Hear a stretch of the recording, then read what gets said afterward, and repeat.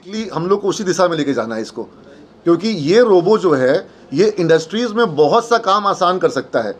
ये इंडस्ट्रियल जैसे मैं आपको बताऊं, जब बच्चों को हम फतुआ इंडस्ट्रियल एरिया ले गए, आप लोग बिहार के हैं ना, फतुआ में एक यूनिट है, वो वहाँ पे मेडिकल बेड्स बनाती है और वो लोग रोबो का इस्तेमाल कर रहे हैं। वो चाइना का रोबो है और वो चाइनीज़ रोबो हैंड है और करीब करीब वो 8 फुट का हाथ है।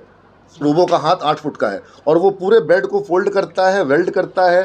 उसमें जहाँ जहाँ जितना प्रोग्राम किया जाता है, हमने देखा उसको बाकायदा सी प्रोग्रामिंग से उसको प्रोग्राम किया जा रहा था रोबो को। तो मेरे को तो जहाँ प्रोग्रामिंग आएगा तो मेरा रोल आ गया वहाँ पर, क्योंकि मैं तो कंप्यूटर साइंस पढ़ा रहा हूँ। तो मैं देख रहा हूँ कि अब जो प्रोग्रामिंग है वो सिर्फ और सिर्फ कंप्यूटर के लिए या मोबाइल के लिए नहीं हो रही है।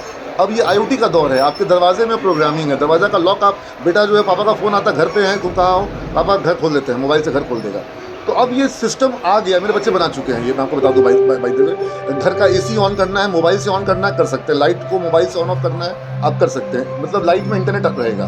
तो ये इंटरनेट ऑफ थिंग्स का दौर है। तो अब आपको इसमें मैकेनिक्स को, इलेक्ट्रॉनिक्स को और उसके अलावा AI को, इन सब चीज़ों को जोड़ करके आपको अब डेवलप करना होगा। जैसे ये रोबो जो है, इसको हम प्रोग्राम कर देते हैं कि आपको अभी 10 मिनट तक आगे बढ़ना है, तो 10 मिनट तक बढ़ता रहेगा। लेकिन उसमें AI आ गया है, सेंसर आ गया है, आप सामने आइएगा तो रुक जाए। भले उसका हम कोड नहीं डाले हैं, लेकिन जैसे चूँकि सेंसर का कोड सुपर पावर कोड है, वो हमेशा सारे कोड के ऊपर में वर्क करेगा।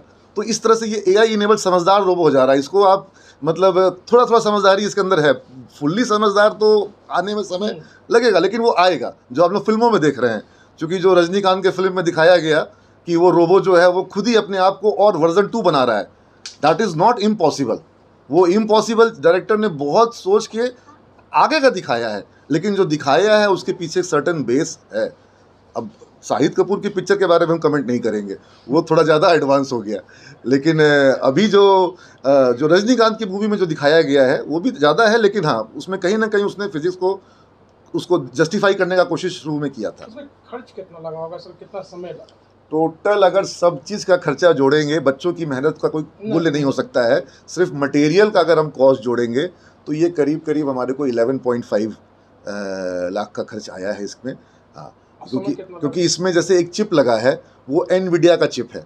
और NVIDIA का चिप वो जो है अमेजन इंडिया में नहीं, अमेजन अमेरिका वाले से मंगाया गया। तो NVIDIA का चिप जो है अब आपको वो मेक इन इंडिया, मतलब चिप जो है वो आपको हमेशा बाहर से, भारत में चिप जो है नहीं बनता है, ठीक है ना। चिप जो है चाहे किसी भी मोबाइल का हो, चाहे किसी भी कंप्यूटर का हो, चिप का अभी तक इंडिया में काम, मोदी जी चाह रहे हैं, प्रधानमंत्री चाह रहे हैं कि भारत चिप के सेक्टर में आए, माइक्रोचिप में आए।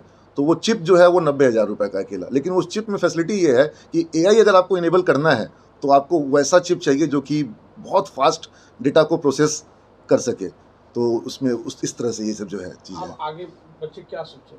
जैसे अभी इस रोबो का एक ऐप बना है, वो फुल्ली रेडी नहीं हो पाया कल, ठीक है। तो उस ऐप में भी ये फीचर रहेगा कि उस ऐप से हम जब जो फंक्शन प्रेस करेंगे, रोबो वही टास्क परफॉर्म करेगा। और उस ऐप को हम चाहें तो एक पैड में यहाँ पर रोबो के सामने चेस्ट पे लगा देंगे, तो आप उस पैड में जो प्रेस करेंगे रोबो वही एक्शन करेगा। तो ये चीज़ बन जाएगा। ये आपको मैं 2-3 महीने में दिखा सकता हूँ आपको मिला करके। तो इस तरह से इसको हम लोग, और जैसे कि कंप्यूटर आपने खरीद लिया, आपने अपने बेटे के लिए एक लैपटॉप खरीद लिया, अब आपका बेटा उसमें कितना ऐप बना रहा है, कितना सॉफ्टवेयर बना रहा है, ये तो उसकी मेहनत पर निर्भर करेगा।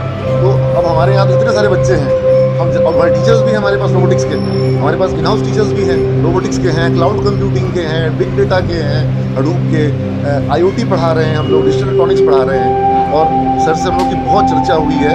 ये सारे जो सब्जेक्ट मैं बात कर रहा हूँ, ये किसी भी विश्वविद्यालय के PCA कोर्स के पार्ट नहीं है, लेकिन अभी इंडस्ट्री में काम इन्हीं चीज़ों पे हो रहा है। अब IoT का और मतलब रोबोटिक्स का और AI का, क्लाउड कंप्यूटिंग का, इसका ब्लॉकचेन का, जिसके थ्रू क्रिप्टो करेंसी वगैरह हो रही है। मेरे बच्चे को क्रिप्टो करेंसी के ब्लॉकचेन में दुबई की कंपनी जो है क्वाइंस DNA करके उसमें जॉब भी लगा है। अच्छा खासा पैकेज मिला है उस बच्चे को। कितने बच्चों को जॉब के लिए हो रहा है? जैसे अभी तो इस साल प्लेसमेंट ड्राइव अभी शुरू हुआ है, आज बच्चों को ऑफर लेटर बांटा गया। आपने देखा ज़्यादातर बच्चों को जो जॉब अभी मिला है वो टाटा कंसल्टेंसी सर्विसेज से मिला है। अभी विप्रो का ड्राइव हमारे यहाँ आज तक ऐसा नहीं हुआ है कि नहीं हुआ हो। और विप्रो में हमारे यहाँ एक बार में 200 बच्चों को जॉब लगती है। ICICI बैंक में हमारे यहाँ 256 बच्चों को एक साथ जॉब लगी थी। पूरा हॉल जो आप ऊपर थे, पूरा हॉल जॉब पाए हुए बच्चों से खचाखच भर गया था। तो मेरा एक वीडियो है कि हॉल भर के बच्चों का प्लेसमेंट आप पूरे बिहार में सिर्फ यहीं देख सकते हैं। तो वो होगा, वो सब हमेशा होता ही है। लेकिन 2024 जो है वो कठिन वर्ष है।